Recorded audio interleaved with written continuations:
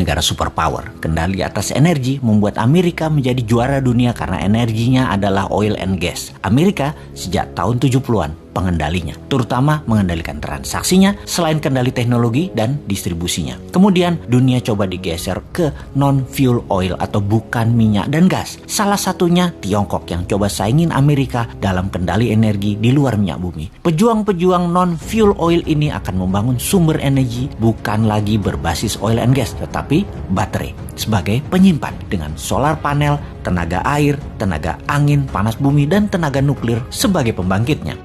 Sekali lagi, kita ingatkan kalau Indonesia mau jadi negara superpower, Indonesia harus punya sesuatu yang didominasi sebagai alat tekan. Sungguh, menjadi negara superpower wajib ada yang didominasi terutama kekuatan militer dan punya banyak alat penekan. Amerika itu militernya terkuat di dunia sebagai alat tekan, punya teroris sebagai alat tekan, lalu punya dolar sebagai alat tekan juga, punya hutang sebagai alat tekan juga, punya multilateral organisasi seperti PBB, IMF, dan lain sebagainya sebagai alat tekan juga. Kemudian tujuan Newmind bernegara adalah ingin membuat Indonesia menjadi negara superpower. Tujuan Oldmind bernegara adalah mengelola anggaran dan rebutan anggaran. Mek ngono tok. Mentalnya yaitu cuman bisa rebutan anggaran, terus mau berkuasa lagi 2024 dan rakyatnya hebat lagi. Masih terpesona sama Oldmind. Kok iso yo? Sungguh Oldmind ya Oldmind. Bahkan kalau nanti oposisi yang menang tetap otaknya hanya membagi-bagi anggaran yang 1.700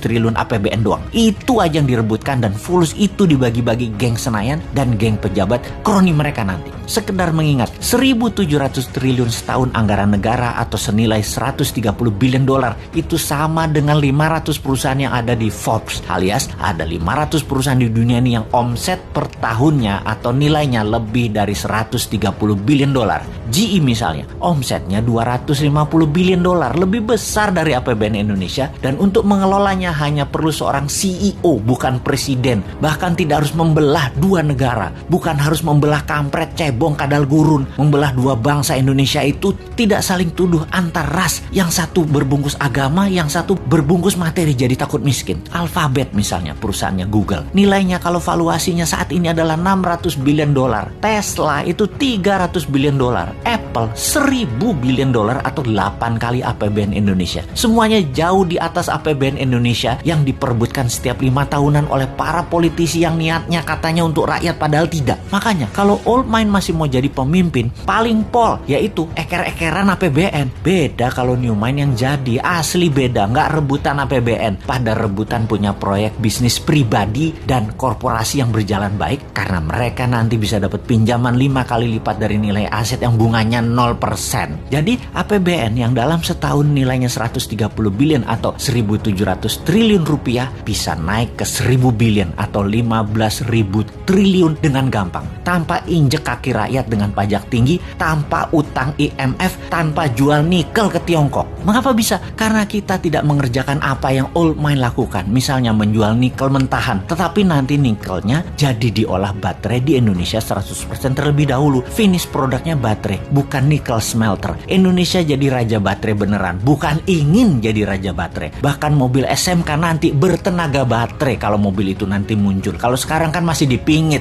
namanya juga Satrio Piningit, karena mobil SMK itu sekali lagi itu sesungguhnya Satrio Piningit itu aslinya yaitu.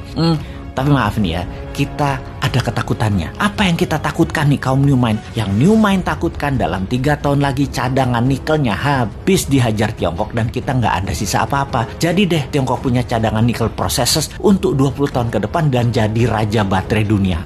Biar deh mimpi kita punya dan mengendalikan baterai. Duh, gemes banget bernegara ini Oldmind.